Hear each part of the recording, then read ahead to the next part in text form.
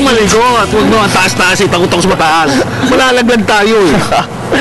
Wow! Gara oh! Ang laki ng pag-unlad! Yan ang simbolo ng pag-unlad ng ekonomiya at infrastruktura. Teka, Pilo, ano nga ba ang nakalagay Philippine Development Plan para sa pagpapanatili ng maunlad na ekonomiya? Interesado ka. Yan ang gusto ko sa'yo.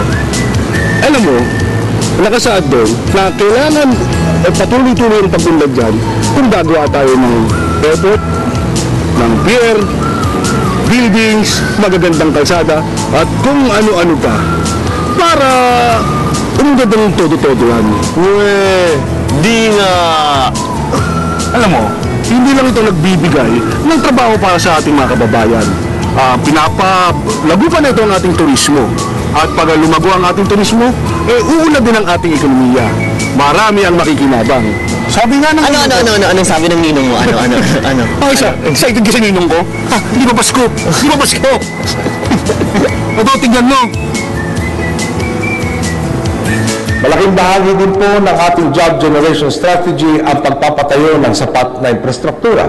Sana po hindi maantala ang pagpapatayo natin ng iba pang infrastruktura para hindi rin mapurnada ang paglago ng ibang industriya. Memorize ko na yan! Pag dumami ang infrastruktura, dadami din ang trabaho. Pero, paano naman makakatulong yun sa turismo at sa ekonomiya? Ganito yan ha. Kunyari ito. Martilyo. Isa tong Koreano. Isa kunyari. Ngayon, namasyal dito sa Pilipinas, di ba? Tapos, nakita niyang maayos yung mga infrastruktura natin. Katulad ng airport, hotel, at saka iba pa, yan. Bigla itong bumalik ng bansa nila.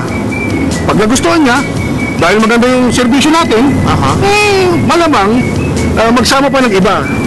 Kaya kung ganyan ang mangyayari, lalago ang ating ekonomiya at magkakaroon ng maraming trabaho. Ang labo naman eh. Paano dadami yung trabaho? Dumating lang yung martilyo Koreano. Nahanap ka ba? Bakit? Ang slow mo eh. Alam mo, kung yung Koreanong yan ay namasyal sa Palawan, kunyari, sa Palawan, no? Palawan. Sa underground river. Halimbawa, marami ang magkakatrabaho at kikita ng tour guide, ng bankero, maging yung mineral water sa underground water. Hindi ko alam paano nagkaroon yun doon, pero malay mo. Pero pati yung mga nagbebenta ng souvenir, kikita din. Titiyak na marami magkakatrabaho at kikita. Take note ha, nabugat lang yan dahil sa pinag-uusapan natin na maayos na infrastruktura. Ganun pala yun. Kaya pala dapat nating ayusin ang mga buildings, establishments, pati na rin ang mga serbisyo. Yan ang gusto ng Philippine Development Plan. Maraming nagdudulot na maganda ang infrastruktura. Paano naman lalaki ang kita ng mga negosyante, Aber? Hindi na nila kailangan mag-renta pa ng gusali kung may sarili na sila. Hindi lang yan. Pag maayos yung mga kalsada natin, pati yung gusali at technology, bababa ang presyo ng mga bilihin.